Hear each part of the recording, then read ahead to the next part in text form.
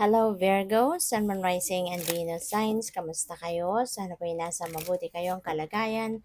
Welcome back po sa Star Tarot. At kung bago kayo rito, welcome din po kayo. Please subscribe, like, share my videos, and leave me a comment kung nakaresonate po kayo. Thank you. So first card ni Virgo, we have sentimental feelings. Ayan, nasisenti. Baka you're alone sa ngayon, ano, Virgo. Baka mag-isa ka lang, nagninilay-nilay, nagbumuni-muni. Kaya meron kayong pagkasenti, no? Nag-i-emote siguro ang iba sa inyo. Sa ngayon, we have memories. So, maaari nga, no, na nagsisenti kayo. You are siguro reminiscing the times, the days na kasama mo yung mga mahal ninyo sa buhay. Baka nare-recall mo ngayon, ano, kasi baka nga talaga, ano ka, mag-isa ngayon, no? Kaya, na inaalala mo siguro yung mga panahon na kasama mo yung mga mahal mo sa buhay. Pero po pwede, no, na yung mga iniisip mo ngayon, baka sila yung mga mahal mo sa buhay na nag-passed on na on the other side and maybe you are missing those people sa ngayon, ano?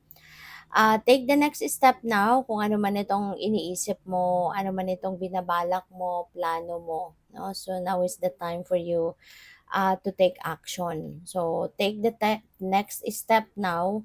Maaari din kasi nakapagplano ka na nakapag-isip ka na, so wag ka nang magpatumpik-tumpik pa. Take action now. Gawin mo na kung ano yung mga bagay na gusto mong gawin, whatever it is that you also want to pursue, then pursue that now, no? Kasi kung planado naman na, 'di ba?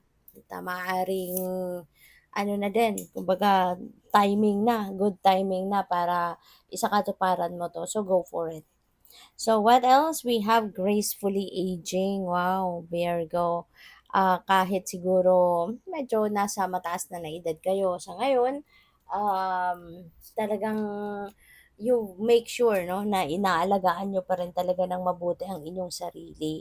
So that's really beautiful kasi kumbaga, siguro alagang-alaga nyo pa rin yung physical appearance niyo at saka yung mind, no? Yung mind, tawag dito, yung mental health ninyo, alagang-alaga nyo din aside from physical, mental health as well is also your priority. So which is really good.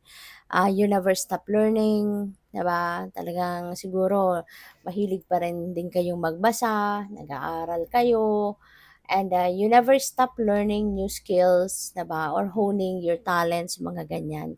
Kaya siguro you are more ano ngayon, you're healthier sa ngayon siguro, 'di ba? Kasi isip mo, pinapagana mo, yung katawan mo, maybe you are also physically active kaya you are ano, you're healthy pa rin. So good for you.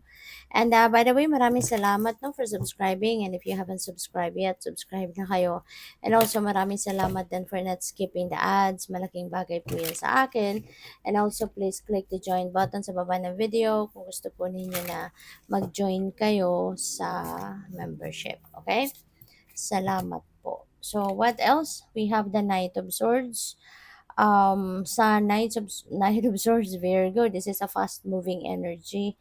Kaya maaaring meron dito mga bagay that is going to um, run fast, kung baga. Maaaring meron dito mga mabilis na, kung may mga pagbabago, it's going to be a fast transition. Maaaring merong mga mabibilis na ganap, no, pangyayari sa buhay ninyo. Mag-unfold ng mas mabilis, yung gano'n, ano. So, and also change, no? May mga pagbabagong magaganap, 'di ba? This is a change is coming. Maaaring this is also a time of accomplishments, 'di ba? Achievements. This could be the perfect time as well for that. So, what else? We have the Empress. Wow, ang ganda nito, Virgo.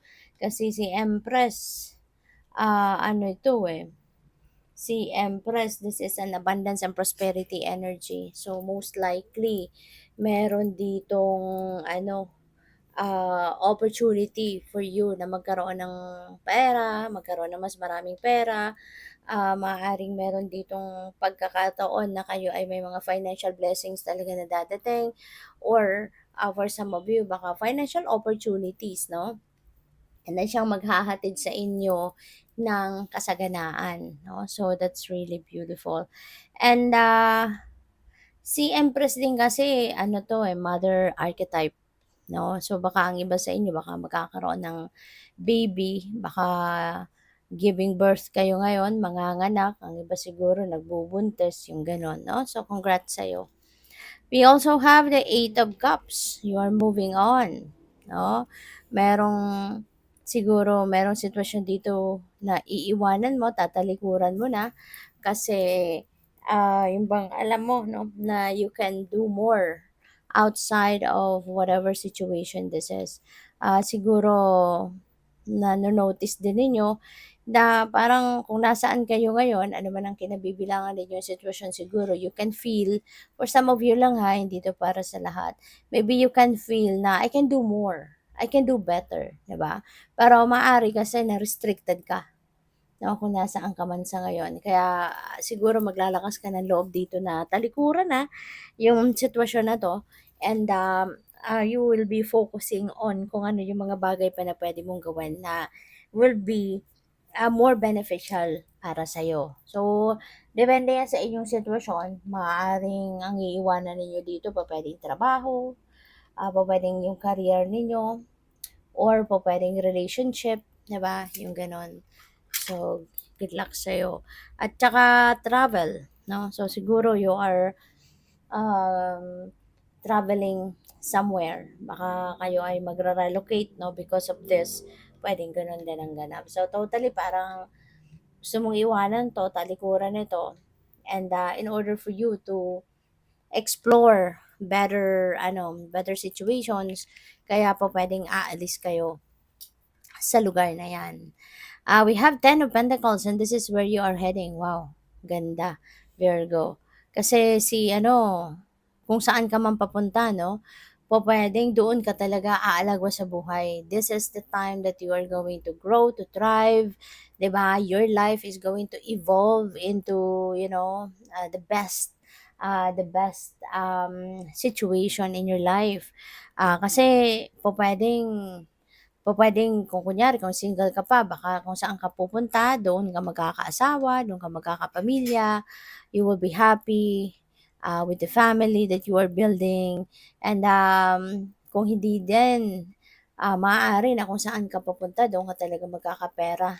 That is where you are going to build, your financial future, your financial security and stability kasi mas maraming pera ang dadating sa'yo, mas maraming wealth kumbaga ang maa-accumulate mo kung saan ka man papunta, yung gano'n, 'no? So, good for you and congrats. Thank you for watching. Love and light. Namaste.